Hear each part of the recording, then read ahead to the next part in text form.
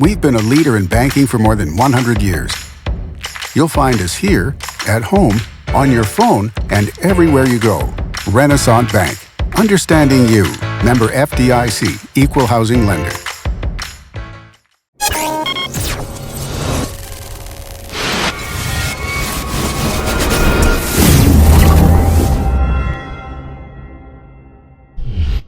Sponsored by Renaissance Bank. Good morning, Northeast Mississippi. This is Newsbreak for Wednesday, May 3rd. I'm Brad Locke. Thanks for joining us. You can catch Newsbreak each weekday at 7 a.m. Watch it on djournal.com, Facebook, YouTube, or the Daily Journal's mobile apps for Apple and Android devices. Let's take a quick look now at news, sports, and weather for Northeast Mississippi, and we'll start with the Weather Underground forecast. For today, going to have clear skies, a high of 84 degrees, low of 58, just a 10% chance of rain. Cooling off Thursday, overcast skies, high of 60, low of 49. The chance of rain has been reduced now to 20%. Friday, overcast skies, high of 64, low of 46, 20% chance of rain. And Saturday, clear skies, high of 71, low of 52, just a 10% chance of rain. Let's take a look at some of the top stories now from the Daily Journal and djournal.com on this Wednesday. Well, it's 4 more years for Tupelo Mayor Jason Shelton. Shelton defeated challenger Candace Knowles in Tuesday's Democratic primary. Since there are no Republican candidates in the race, Shelton will maintain his office for the upcoming term.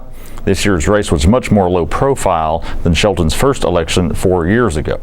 The mayor emphasized his first-term record of economic growth and crisis leadership. Municipalities throughout Mississippi held Democratic and Republican primaries on Tuesday as they begin the process of filling offices for mayor, city council, or aldermen, and some other elected city positions such as police chief.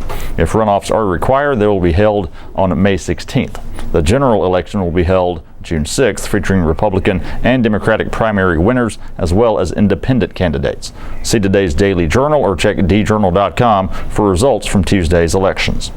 Services will be reduced at State Department of Mental Health facilities in both Oxford and Tupelo. The move is part of an overall effort to deal with significant cuts in state funding.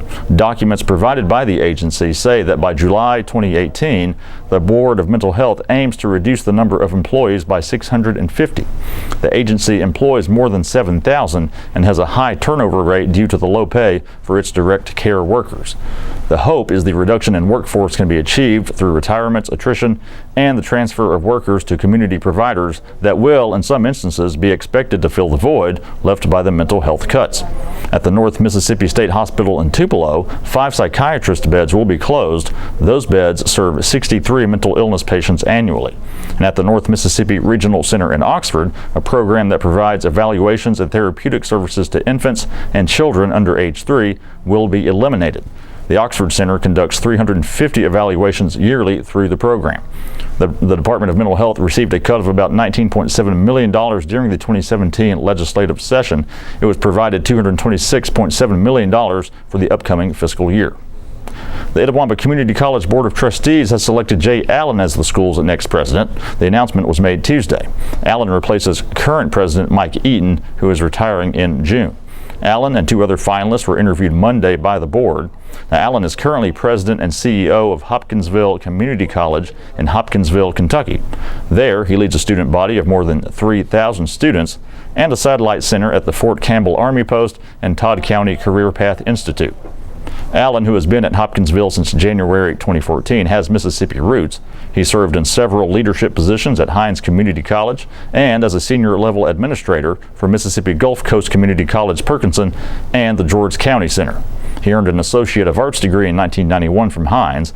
Allen then went on to earn a Bachelor of Science degree and a Master's degree from Mississippi State University and a doctorate from the University of Mississippi.